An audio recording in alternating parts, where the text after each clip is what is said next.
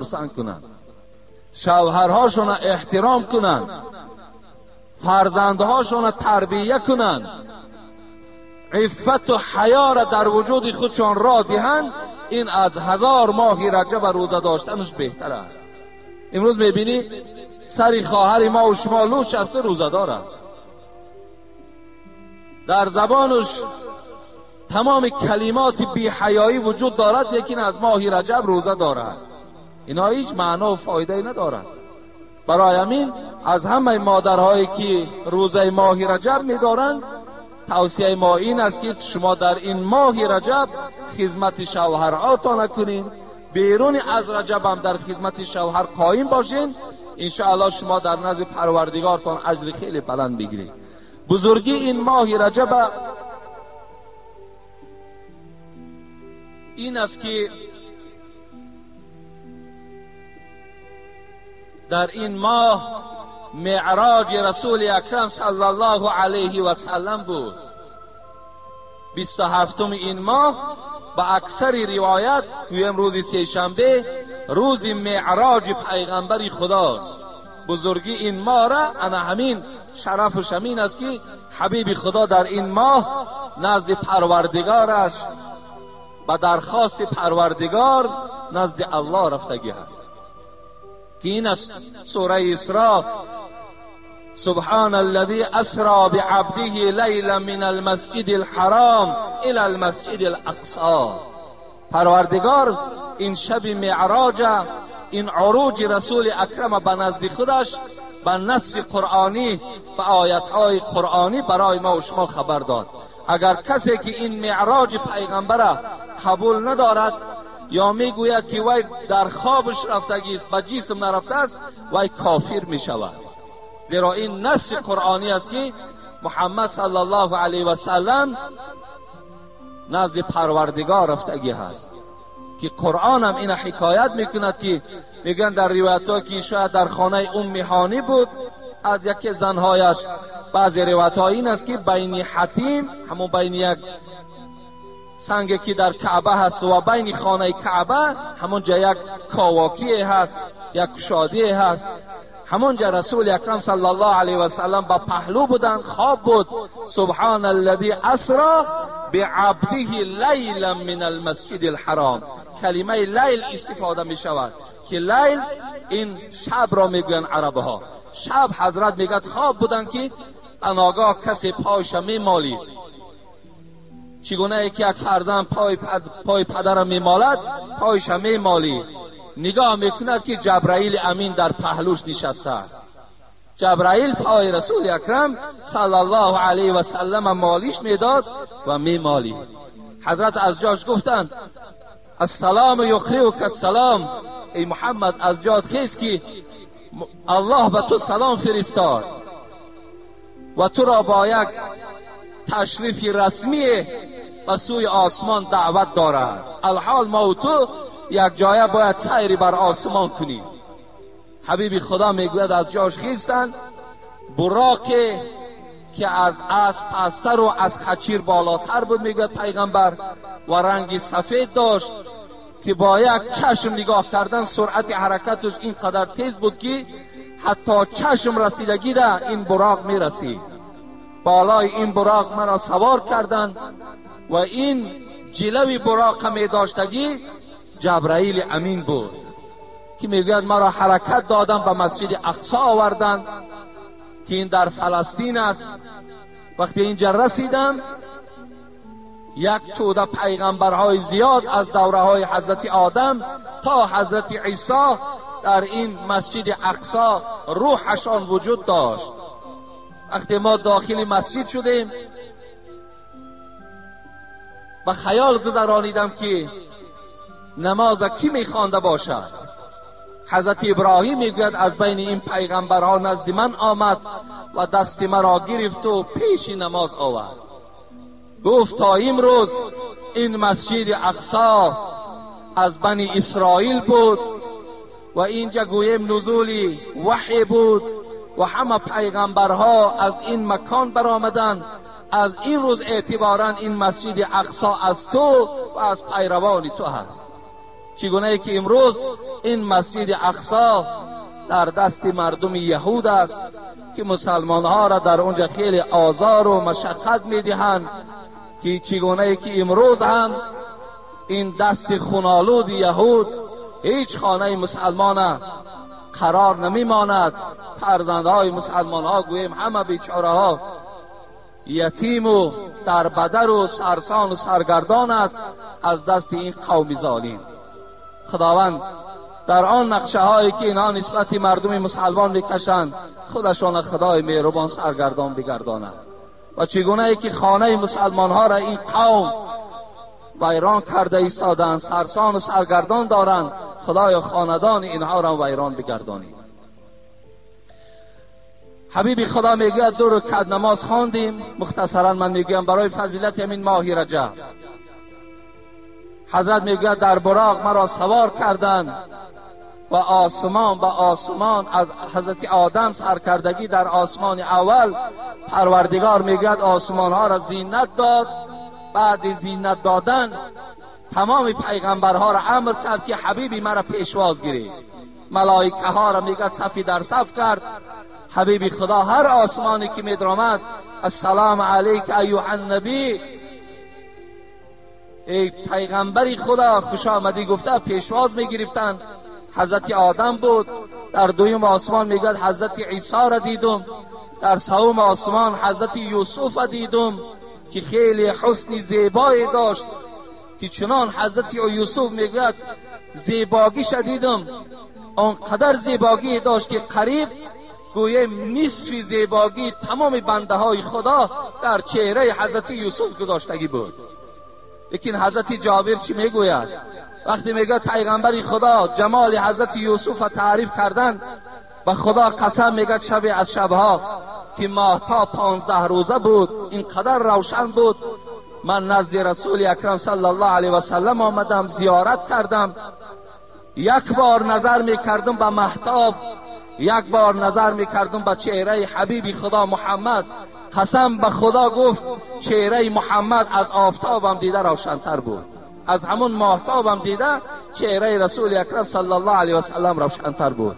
اگر خداوند حسن نصف بندگانش در جمال یوسف گذاشته باشد، تمام حسن بنده هاش در محمد صلی الله علیه و سلم گذاشتگی بود. حضرت میگه وقتی نزد حضرت موسی برآمدم، حضرت موسی وقتی که با او سلام علیک کردیم از او جدا شدم، حضرت گریه کردند. گفتن ای پروردگارا چه محترم شخصی، چه پیغمبری که همه شرف و بزرگی را بر این دادی، در دوام 23 سالی که دعوت کرده است همراه امتانش همگی وارد جنتش میکنی. اینقدر دعوا و اینقدر دعوتی که ما کردیم، لیکن ما خود روز قیامت نجات میابیم و امتهای گناهگار ما وارد دوزخ میشوند. نزد حضرت ابراهیم برآمدیم، از اون میگوید بعد سدرت المنتها رفتیم. سدرت المنتها مکانی بود که در پهلوش قرآن میگوید جنت واقع بود. وقتی در اینجا رسیده میگوید پرده های نور بود. وقتی پس نگاه میکنیم که جبرائیل نیست. بین تا آسمان هفتم میگوید همراه جبرائیل میگوید یک جایه بودیم. وقتی در این سدرت المنتها رسیدم نگاه میکنم محمد میبینم جبرائیل نیست در پهلوی ما. پرسان کردیم ای جبرائیل آیا این مکانی هست، آیا این وقتی هست که تو دوست در اینجا خالی بگذارد؟ حضرت جبرائیل چی گفتن؟ گفتن ای محمد لو تقدمت شبرا لاحترقت، ما برای خود یک مکان خاصه داریم، اون مقام توست. قسم به عظمت پروردگار گفت اگر به مقدار یک مورچه پیش روم 600 بال مرا همین تجلیات الهی می سوزاند. دیگر ما پیش رفتن نمیتونیم گفت، اون پیش دیگر حق توست. حتی پیغمبر خدا گوییم به مکانی رسیدن که یک مکان نور بود، با پروردگار سلام علیک کردند، چی گفت و گزار کردند. مختصرا میگردیم، ما سوال هامون زیاد است. بعد از آنجا وقتی که پایان آمدن، وقتی پایان زمین آمدن، باز در همون کنار خواب بود، همون کنار ده جبرائیل وقتی که رسول اکرم گذاشت، ابو جهل لعین سحر به نزد رسول اکرم آمد و گفت آیا از آسمان یگان خبر داری یا نداری؟ از حساب تمسخرانه وای به خاطر گوش کردن سخن آسمان نبود، فقط مذاق میکرد، فقط تمسخر میکرد. آیا از آسمان یگان خبر داری؟ رسول اکرم صلی الله علیه و سلم گفتند ای ابو جهل، گفتند امشب من از همین مسجد مکه مکرمه و مسجد اقصی فلسطین رفتم. ابو جهل میگه چنان خنده کردند گفتن همین 6 ماهه مسافه که بین مکه و بین فلسطین است، تو همین شب رفتی؟ گفت بله همین شب من رفتم. گفت خنده کنان میگوید، خنده کنان به خانه ابوبکر صدیق آمد. رسول را استونی حنانه بشناخت. مولوی رومی در زیر همین آیت میگوید پیغمبر یک چوی خرما شناخت. بالا یک چوی خرمایی که میبرآمد و مردم موعظه میکرد، وقتی اون چوی خرما را ترک کرد و بالای منبر دیگر برآمد، همان چوب خرما گریه کرد که پیغمبر خدا تا امروز بالای من میبرآمدی، چی شد که امروز ما از پای مبارک تو محروم شدیم؟ همان چوب خرما میگوید مثل کودکی که برای مادر گریه میکند، همون گریه میکرد. مولوی میگوید رسول را استونی حنانه بشناخت، ابو جهل آدمی و دشمنی ساخت. و یک چوب شناخت، لیکن ابو جهل آدم بود و نشناختش. دوان خانه ابوبکر آمد برای که در دل ابوبکر شبهه اندازد، دل ابوبکر دو دیله کند. آمد در ابوبکر تق تق کرد، ابوبکر. حضرت از داخل صدا دادن چی میگویی؟ گفت من نگفتم که محمد دیوانه هست، من نگفتم همین رفیقی که تو برای خود انتخاب کردی دیوانه هست، من نگفته بودم. میدانی محمد چی میگوید؟ تو چی میگوید؟ این دوستی من چی میگوید؟ او میگوید امشب من از مکه مکرمه فلسطین رفتم 6 ماه را در یک شب. ابوبکر صدیق گفت اینا محمد گفت؟ گفت بله محمد گفت. او قسم به خدا گفت ای ابو جهل، اگر محمد گوید که من از مکه مکرمه فلسطین رفتم و از فلسطین آسمان سیاحت کردم و گشته آمدم، قسم به عظمت پروردگار وای راست میگوید، وای دروغ نمیگوید. از این خاطر بود که رسول اکرم گفت لو وزن ایمان ابوبکر من ایمان امتی لرجح ایمان ابوبکر. اگر ایمان ابوبکر در یک پله ترازو گذارم، ایمان تمام امتان ما در پله ترازوی دیگر گذارم، ایمان و اخلاص و محبت ابوبکر گفت بالای همه این گفت غلبه میکنه. ابوبکر صدیق اولین شخصی بود که معراج پیغمبری خدا را قبول ساخت. اما همون معراج در همین ماه رجب صورت گرفتگی است. بعضی روایت ها می آید که وقتی نزد پروردگارش رفت محمد، الله گفت وقتی که دوست پیش دوست می آید یک هدیه می آرد. ای محمد تو نزد پروردگارت آمدی، چه هدیه آوردی؟ چه هدیه داری؟ حبیب خدا میگوید گریان شدن و گفتن یگانه هدیه‌ای که پروردگار من پیش تو آوردم این گناه امت هست، این گناه امتانم هست که آوردم. پروردگارا گناههای امتان مرا بخشیده کن. این یگانه پیشنهادی که من در ذات تو دارم. همان امتی که امروز زنش سر لوچ کرده است و مردش توی به توی رقص کرده گشته ایستاده است. اما همین امت پیغمبری خدا میگوید وقتی الله از من پرسان کرد که چه هدیه آوردی، گفتم گناه امت آوردم. خدای همین را با فضل خودت مغفرت کن. این بزرگی از ماه رجب انا همین است که معراج در همین شب صورت گرفتگی است، در شب 27 همین ماه. السلام علیکم اکای حاجی میرزا، ما از شما التماس میکنیم که با این سوال ما روشنی اندازید. در نماز تهجد سجده سهو کرده می شود یا نه؟ نماز تهجد نزد مذهب امام ابو حنیفه یکی از نمازهای نافله به شمار می رود، یعنی به خواندنش ثواب و به نخواندنش گناهگار نمی شوید.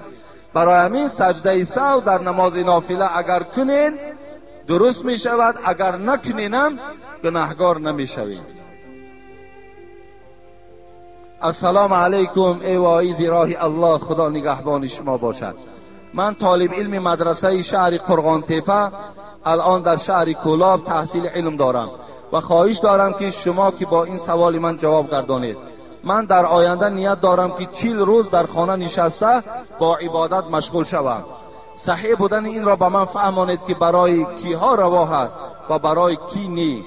برای آن که چی کاری هست که چی طالب علم یا کسی دیگر من دیدم که می نشینند 40 روز، یعنی چیله میگویند در ما و شما. چیله نشستن این در دین اسلام نیست برادرای عزیز، زیرا که انسانی که در چیله می نشیند تصور کنید که وای نه نماز جمعه می خواند، نه نماز 5 وقته که سنت مؤکده حبیب خداست این هم ترک میکند. و دیگر این که هر یک بنده خدا امروز وظیفه دار است که باید چی در خانه خود چی در همسایه‌داری خود باید مردم دعوتی بر اسلام کند و از این نعمت ها محروم میماند. از این خاطر باید که چیله نشستن در ما نیست. حبیب خدا میگن من شذ فی النار، کسی اگر تنهایی را دوست دارد، کسی اگر از مردم جدا شدن برای خود نغز بیند و تنها آتش دوزخ برده می شود.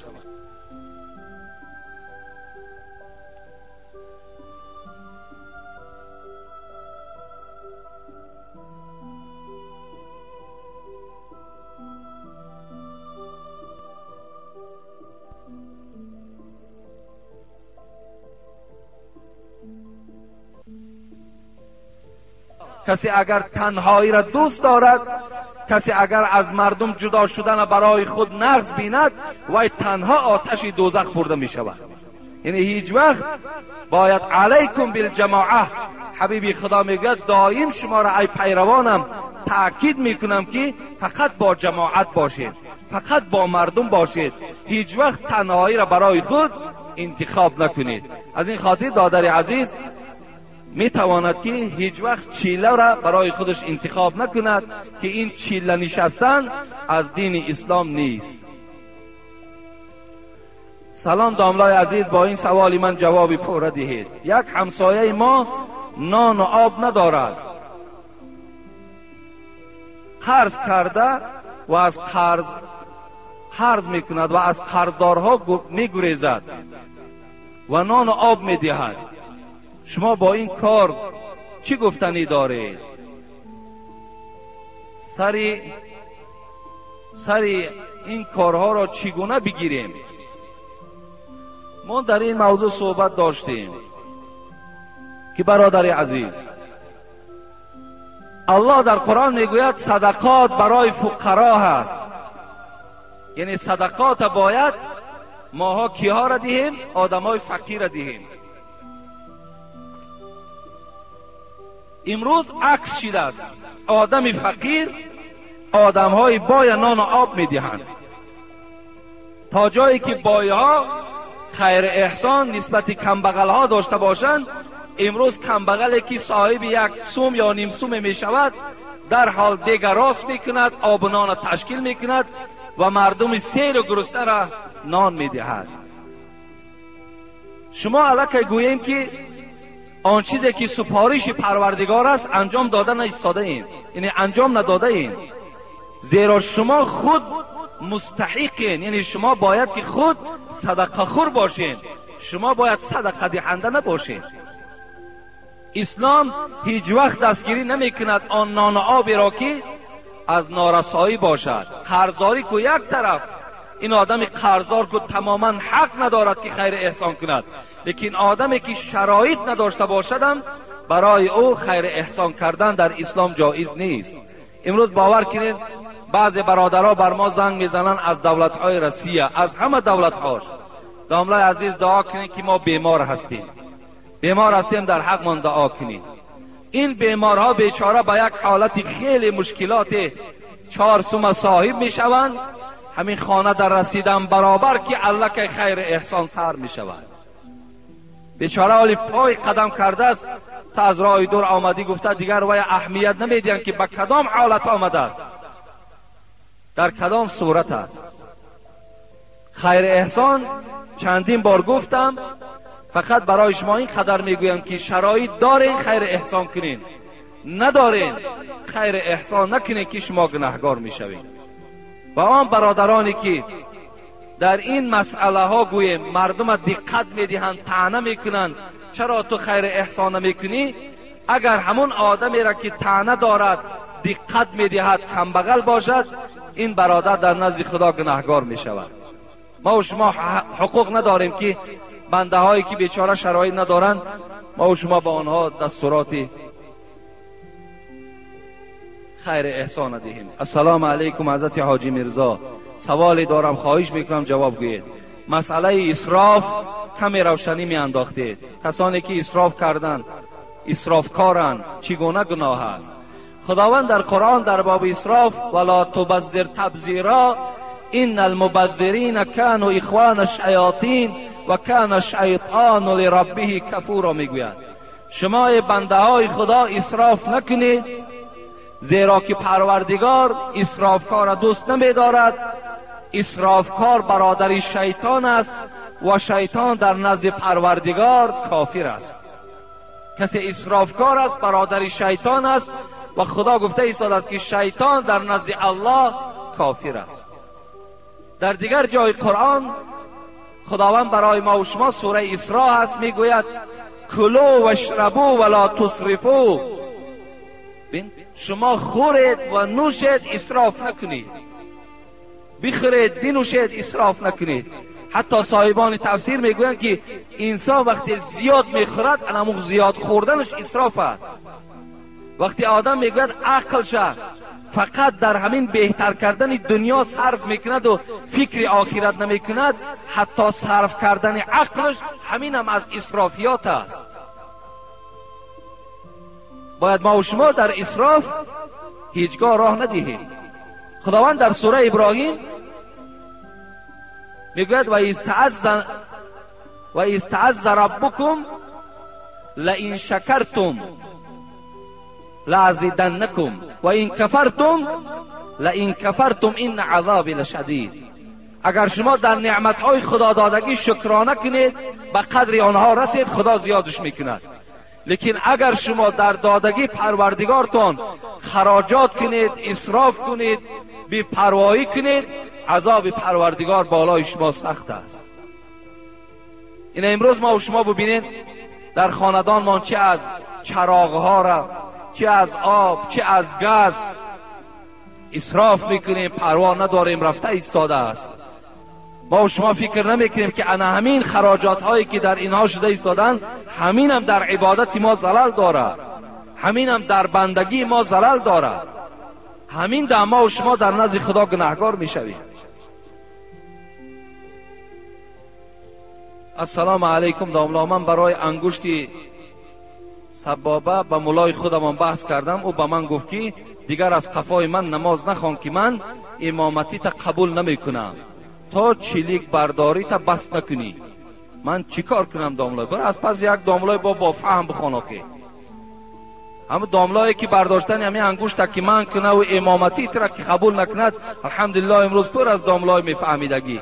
روای پس یک آدم میفهمیدگیش اقتدا کن. داملا چه حق دارد زیدی حدیثی رسول اکرم صلی الله علیه و سلم برآمد میکند؟ چه حق دارد؟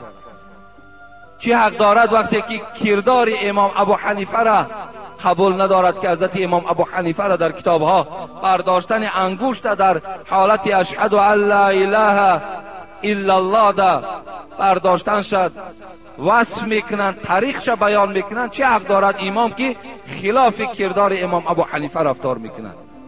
مایش روای پس یک امامی با فهم و با علم نماز سر خواندن بگیر.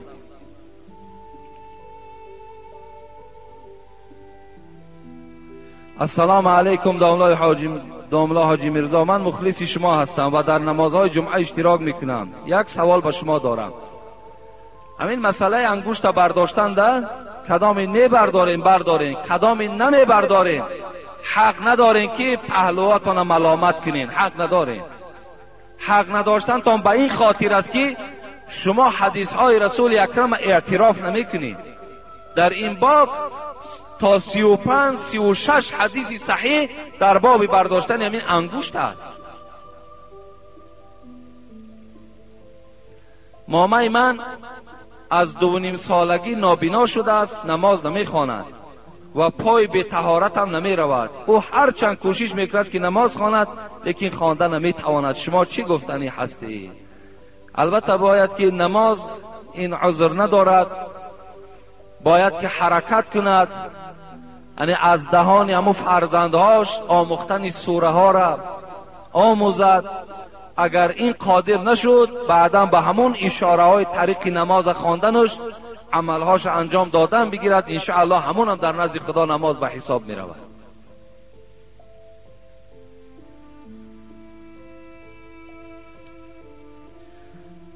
بابای حاجی میرزا خدا یار و مددگارت باشد. یک سوال دارم. آیا در شب نکاح موی سر داشتن برای مرد به نکاح ضرر دارد یا ندارد؟ یعنی در شب نکاح امروز جوانهایی هستند که موی سر دارند. حبیب خدا صلی الله علیه و سلم میگوید من کان له شعر فلیکرمه. کسی از امتان من صاحب موی سر باشد بایستا که موی سرشان تازه نگه بدارند. حبیب خدا هم موی سر تراشیدن هم موی سر گذاشتن. برای همین هم تراشیدنش سنت میگوییم هم گذاشتنش سنت میگوییم. فقط کسی که موی سر دارد باید موی سرش تازه و پاکیزه نگه دارد. این موی سر داشتن در نکاح هیچ زلل و نقصانی ندارد. کسی دعوا میکند دعواش اساس علمی ندارد.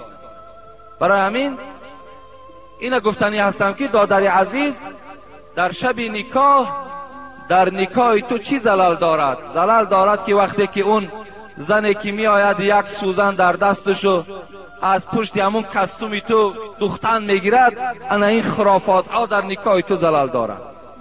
ببین توفلی هایی که در پاها چون می پوشند در همین گویم که نکاح، در شب نکاح انا اون توفلی که در پای دارد و بدر نمیکند، انا این در نکاح تو زلل دارد.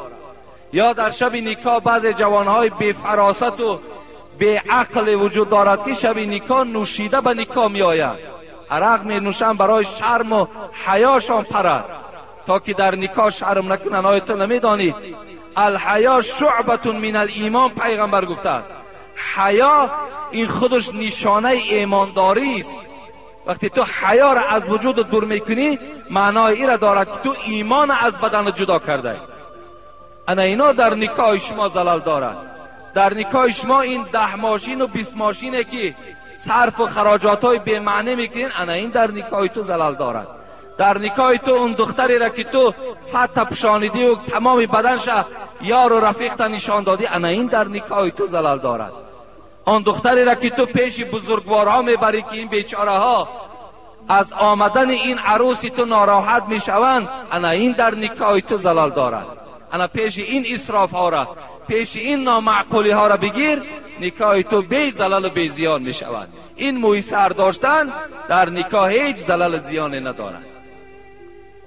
شبی که میاری خواهر تقتی مردکای بیگانه عررش میکنی و تا 2-3 شب مردم نمیمانی که خواب کنن، انا در نکاح تو اینا زلال دارد.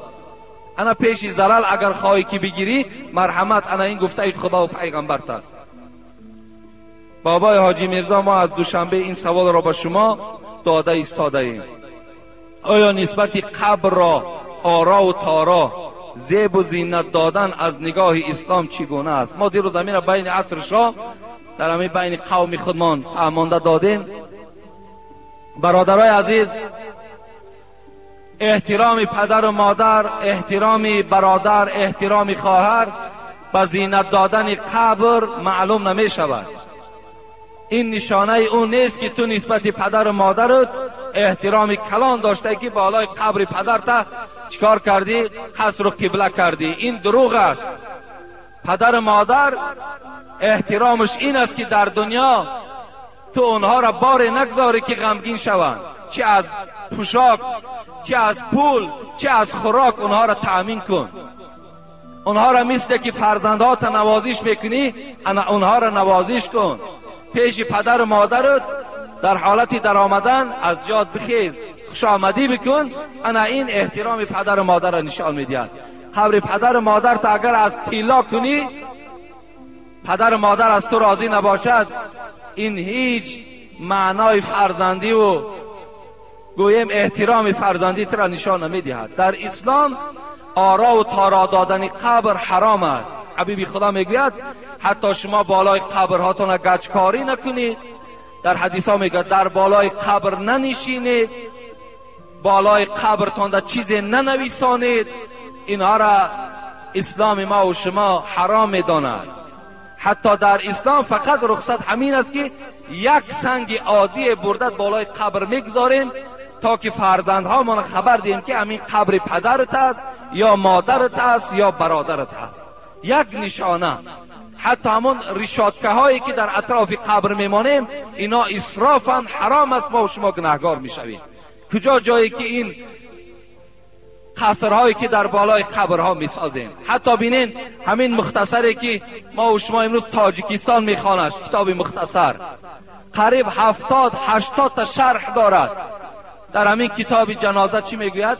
میگوید که و کوریه الاجر و الخشب، اگر در لحد شما غشت پخته گذارین یا در لحد اگر چوب گذارین، این حالت در این عمل شما مکروه است، شما در نزد خدا گناهگار میشوید. به چه خاطر؟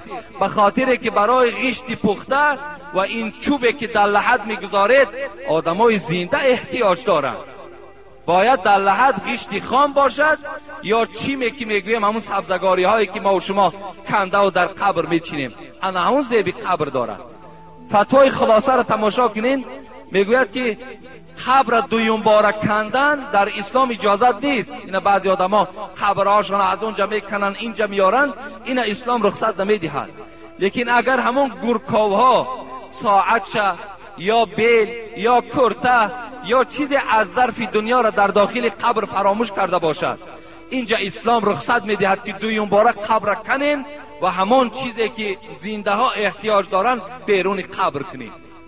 ببین تا این صورت اسلام اجازت نمیدهد که در قبر چیزی از اسباب دنیا ضایع شود، پوسیده و نابود شود.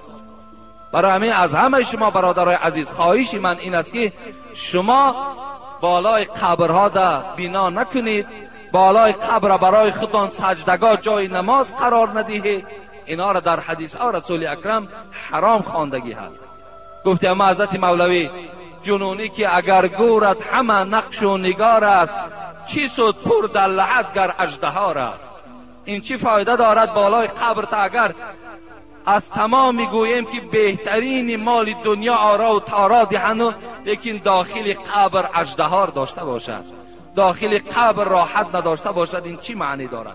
آن پول شما در یتیم خانه ها، در همسایه داری هاتون، در مکتب ها برده انشاءالله اگر صرف کنین، این در روح پدر مادر شما شاد می شود. اجازت نیست برادرای عزیز در بالای قبر بغیر یک سنگ عادی حتی کتابت نویساندن ممکن نیست. السلام علیکم. حضرت داملا یک پیشوا داریم که دائم کارش همین است که اگر چیزی ندهی در یگان کار و بارد یا معرکه های خرسندیت یا مصیبتت اشتراک نمیکند. این خیلی پیشواهایی بوده است که اگر تا حق شکی نمیتی در یگان کار و بارد راست نمیستد، نه در معرکه خرسندی نه در معرکه مصیبت. حبیب خدا محمد صلی الله علیه و سلم پیشوای ما میفرماید این المسئله لا تحیلو. ببینید طلبیدن حلال نیست. وقتی همون پیشوا هست، وقتی همون گوییم که از جمله شیخ است، از جمله عالم است، از جمله ایشان است، از جمله کسی نباشد. وقتی میگوید که حق مرا دهید، وقتی طلب میکند این حبیب خدا گفتن حرام است، حرام. هیچ وقت امت محمد باید طلبنده نباشد. حبیب خدا میگه لو تعلمون ما فی المسئله ما مشى احد الی احد یسأله شیئا.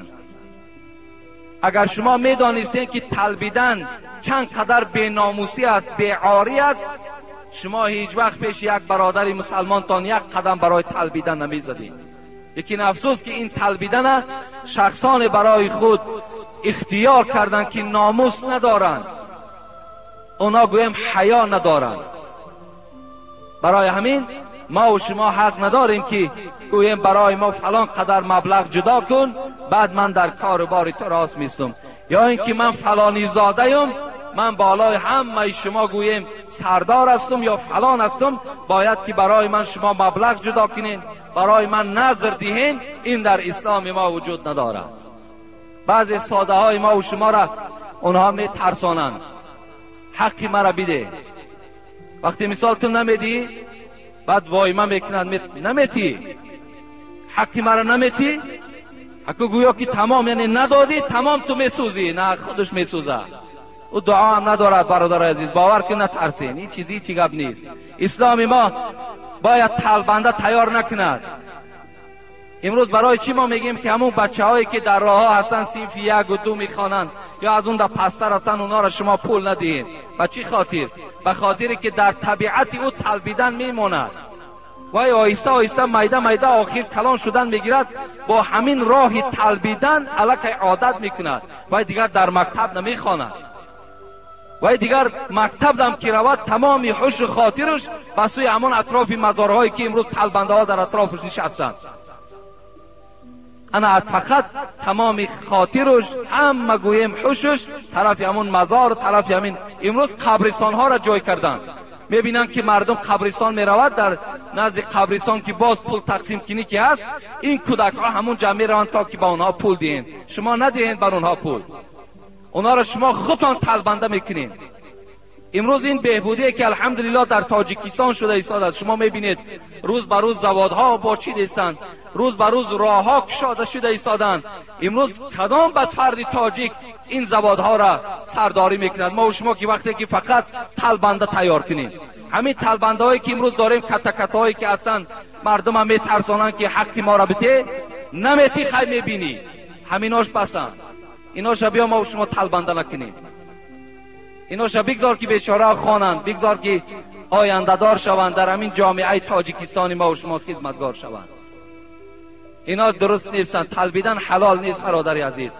این ملاگی و باور کنین پدرای عزیز، ایشانی و شیخی که برای خدا نباشد، با خدا قسم در نزد پروردگار از کرم لای خورک دیده، این انسان در نزد خدا به قدر هست. باید همه عمل ما از برای خدا باشد. باید چی ملا باشد، چی شیخ باشد، چی ایشان باشد، چی فلانی زاده باشد، باید امروز فقط خدمت اسلام کنند، نه برای مبلغ. اگر تو در راه خدا خدمت کن، الله خودش در قرآن میگوید و من یتق الله یجعل له مخرجا و یرزقه من حیث لا یحتسب. این پروردگار میگوید ای انسان، تو از پروردگارت بترس، در راه پروردگارت خدمتگار باش، چنان ریسکت میتم که در گمانت نیست. آنقدر مبلغ و پول از هر راه برای تو میارم که در فکر در خیالت نیست. این وعده پروردگار است. همین انسانایی که امروز خدمت پروردگار میکنن، به طلبیدن روزشان الحمدلله که رفته ایستاده است. برای همین ما و شما این طلبیدن برای خود اختیار نکنیم. این برادر ما هم حق دارد که برای این گونه پیشوا حق جدا نکند. هیچ وقت حق جدا نکن. از دوغ و پوپیسش هم نترس، انشاءالله تو در نزد خدا از این دیده با قدر تر هستی. و آخر دعوانا ان الحمدلله رب العالمین. اینجا در یک سوال ها را خیلی دیگر میگذاریم، زیرا جمعه آینده من در باب صبر در مصیبت که خیلی از برادران اینجا از ما طلب کردن، من صحبت میکنم که صبر در مصیبت و صبر در معصیت، از معصیت چی معنا دارد، من برای شما انشاءالله اینا بیان میکنم. خیلی موضوع لازمی هست برای این روز ما و شما. جنازه بابای ولی 30 سامان. بابای ولی خدا رحمت و مغفرت کنه، یکی از عضو همین جماعت ما بود که در همین محله زندگی میکردن. فرزندای خدا را شکر که با نماز دارد. بابای ولی 30 سامانی روان کردن که در حقش دعا کنیم. بابای احمد 10 سامانی. بابای حاجی زین الدین 10 سامانی. برادرمان استاد سبز علی و بحرالدین و بابا جان که برای همین مناره را تعمیر کردند، امروز مهنت کردیستند، در حق اینها گفتن دعا کنید. در حق پدر و مادرم دعا کنید. حاجی سید حامید از کوهدامن 10 سامانی. بابا خان از پاریز در حق مادرم بیمار از گفتن دعا کنید، 10 سامانی روان کردند. خدای مهربان این بنده هایی که الحال نامگیر شدن، خدایا گذشتگی هاشون رحمت و مغفرت بگردانی، زنده هاشون خدای شفای کامل و شفای عاجل نصیب بگردانی و هر مراد و مطلوب هایی که در دلشان دارند خدای مهربان با فضل و کرمت برآورده بگردانی و تمام آن بندگانی که در این صندوق خیریه که امروز برای بهبودی همین مسجد صرف شده ایستاده است خیر احسان میکند، خدا این خیرها را به درگاهت مقبول و خدا از همه آفتها در حفظ امانش نگه دارد.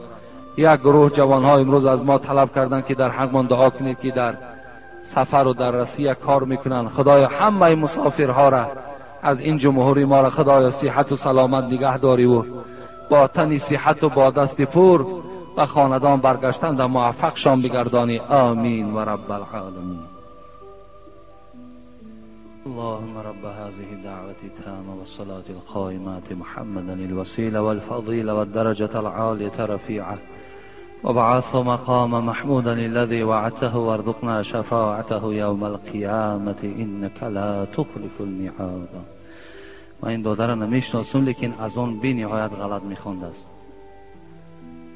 من مقصد از آن گفتن حبیب خدا میگوید اطول الناس اعناقا یوم القیامت المؤذنون. گردنی که از همه گردنی بالاست در روز قیامت، گردنی کسی که اذان میدهد. در روز قیامت از همه گردنها بالاترین گردن نصیب شخصی هست که اذان میدهد، لیکن اذان درست دهد. در کجایی که اگر مؤذن ها باشد باید که شما اذانهاشون همون پیشواهایی که دارین اذانهاشون گذرانند. این بچه از این مسجد ما نیست، خیلی من نشناختم، اذان گفتن لیکن اذان بی نهایت اذان غلط است. برای همین کاری کنید که در هر جمعه بسیاری مسجد ها میریم اذان میدهند، اذانهاشون همه غلط است. اکثر مسجد ها اذان غلط میدهند. این بسیار یک معنای کلان میدهد. در اذان گفتن هم خوف کفر است وقتی اگر نادرست اگر ما و شما اذان میدهیم. این علم اسلام علم عادی و آسان نیست. هر یک تلفظ این، هر یک تشدیدی که در داخل این هست با خودش معنا دارد.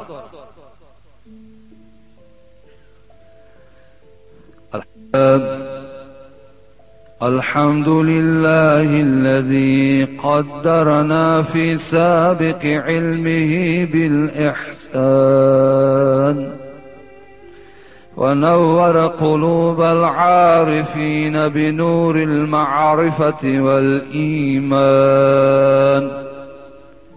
وشرح صدور الصادقين بشرح الهداية والعرفان ونشهد أن لا إله إلا الله وحده لا شريك له ذو العوف والغفران ونشهد أن محمدا عبده ورسوله سيد الرسول وحبيب الرحمن صلى الله تعالى عليه وعلى آله وأصحاب الموصوفين بالعدالة والإحسان خصوصا على الإمام الهمام أول صحابة وأفضلهم أمير المؤمنين أبي بكر الصديق بعلو المرتبة كمال الاقتران وعلى الإمام عمر الفاروق فرق بين الحق والبطلان وعلى الإمام الهمام عثمان ذي النورين جامع القرآن، وعلى الإمام الهمام علي الرزي الوفي بتوافر الفضل والأمنان، وعلى الإمامين الهمامين الفاضلين الكاملين. يا أيها الناس قد جاء في الخبر أحفظوا ألسنتكم. أعوذ بالله من الشيطان الرجيم. إنا أعطيناك الكوثر فصل لربك وانحر إن شانئك هو الأبتر. بارك الله لنا ولكم في القرآن العظيم، ونفعنا وإياكم بالآيات والذكر الحكيم، إنه هو الغفور الرحيم الجواد الكريم العلي العظيم السميع الدعاء. چگونه در خبر آمده است گفت احفظوا السنتکم. این حدیث رسول اکرم صلی الله علیه و سلم است که ای پیروان قرآن، ای مردم تاجیکستان، پیغمبر خدا خطاب دارد، زبانهاتان نگه دارید، زبانهاتان محافظت کنید. گفتی حضرت مولوی جنونی زبان را در غضب نیکو نگه دار، زبان نزد غضبها می شود مار. گزد ناگه دلی رنجیده ای را، کند محزون و مجروح بنده ای را. این زبانهاتان نگه دارید میگوید. این زبان آدم مسلمان باید زبان طعنه کننده نباشد. زبان آدم مسلمان زبان غیبت گوینده نباشد.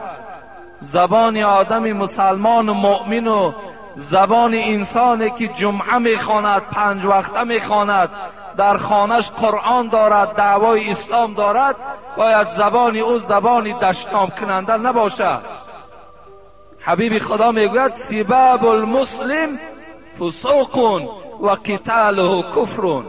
کسی یک مسلمان میکشد کافر میشود، کسی یک مسلمان دشنام میدهد فاسق میشود. امروز این امت بی‌پروا در هر یک لحظه، در هر یک ساعت زبان ما و شما آلوده دشنام است. فرزندهامان علی کودکای در کوچه بازی دارند، الکی زبانهای دشنام آلود دارد. بار اما و شما پدر و مادر همو فرزند در خانه یک بار گوشتا هم کنه میتونیم بچم در کوچه کی برآمدی دشنام نته. یک بار بچه تا بفهمون که در تو فرزند مسلمانی یک چیز گناه میگن، یک چیز دیگر ثواب میگن. اگر دشنام دهی بچم تو گناهگار میشوی.